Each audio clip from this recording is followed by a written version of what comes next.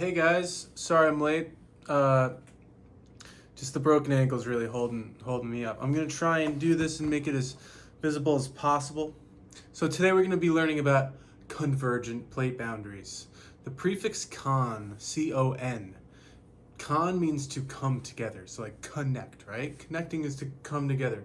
Converge. Converging is to come together. So this plate boundary is a place where two plates come together, a convergent plate boundary. Now there's certain places on Earth where this happens, and these are the exciting plate boundaries that make really cool features on the Earth. So the deepest parts of Earth are caused by convergent plate boundaries, and the tallest mountains on Earth are caused by convergent plate boundaries, and most volcanoes are also caused by convergent plate boundaries.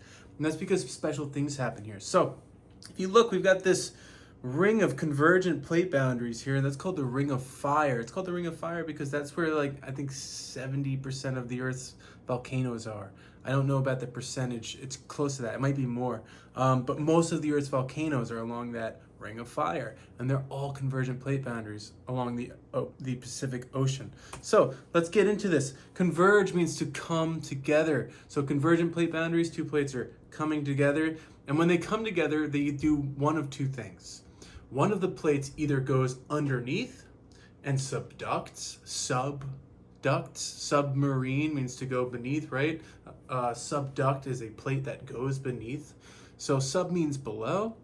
And at a subduction zone, we have an oceanic plate that dives beneath another plate. And we come up with deep trenches at these locations, and then it melts down inside the Earth and volcanoes pop up. So my hands are representing the plates, just so you know. So the other type of convergent plate boundary that we're going to be focusing on is continental convergent plate boundary, which is where two continents crash into one another. And because continental crust is less dense than the asthenosphere, it floats on it. No matter how much they come together, there's not going to be really any subduction beneath. There is a little slip beneath, but not much. So let's get into this.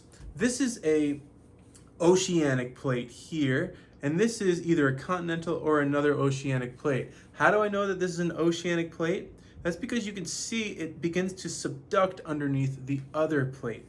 Now, where it subducts, it begins to pull the Earth deeper and deeper and deeper. And this fills up with water and fills up with water and gets really, really deep down in that crack. And we call that a trench. Just like in World War I, they called those trenches where the soldiers stayed. This is going to be a natural trench. So this is a trench at the deepest parts of our oceans. All right. And as this begins to subduct down into the hot interior of the Earth, the rocks begin to melt because they're filled with water, which makes them melt easier. And then that cracks up through and comes out as lava. So what do we have at a convergent plate boundary where an oceanic plate subducts? Trenches. So trenches are these deep canyons that are found in our oceans, the deepest parts of our oceans. And as the plate melts, as it goes deep into the Earth, it melts, that heat rises back up, and then it breaks through the crust and becomes island arc, or a chain of volcanoes.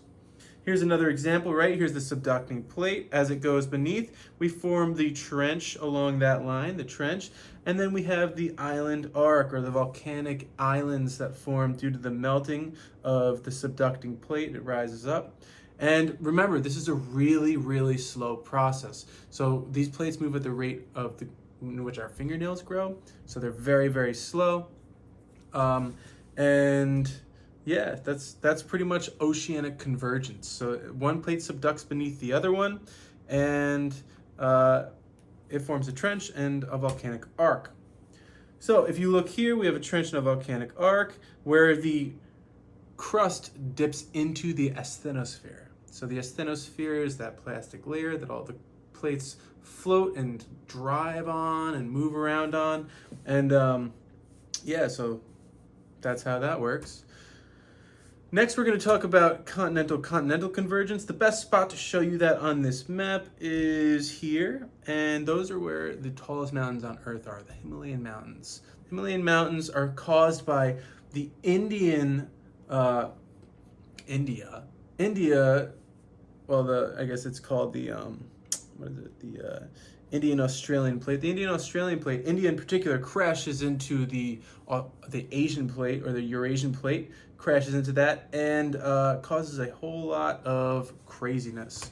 So, to show you this process, let's get into it.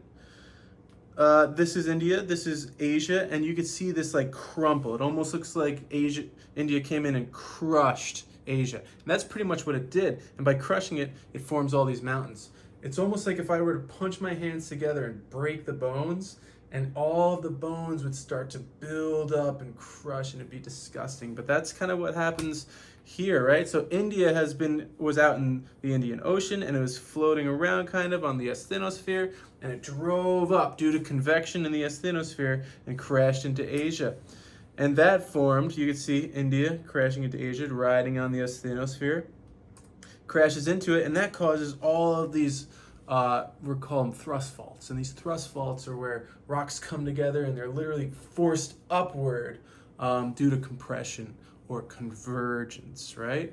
So that's the main idea here, guys. Hope that makes sense. Next, we're going to learn about transform plate boundaries. Good luck on the Nearpod. Transform plate boundaries and a review is the last assignment that we're going to be doing for this online learning. So enjoy it.